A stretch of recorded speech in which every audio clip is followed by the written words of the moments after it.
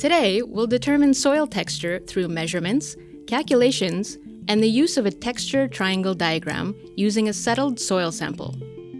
You'll need a ruler, a calculator, a piece of paper, the texture triangle diagram for soil that you can easily find online, and your settled soil sample from the previous decantation experiment.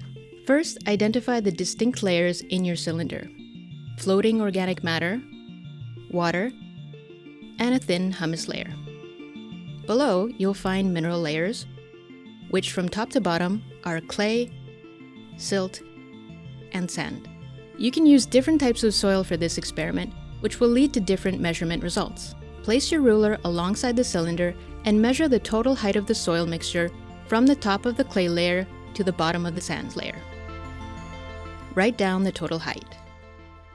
Now measure the thickness of each mineral layer, clay, silt, and sand, and record these values. To calculate the proportion of each layer, divide its height by the total height of the mixture, then multiply by 100.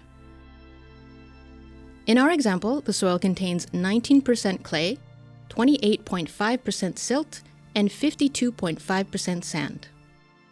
Plot these percentages on the soil texture triangle. Find each percentage on its corresponding axis, draw lines inward, and identify where they intersect. In our sample, the intersection point falls in the loam region of the triangle. Now you've determined your soil's texture.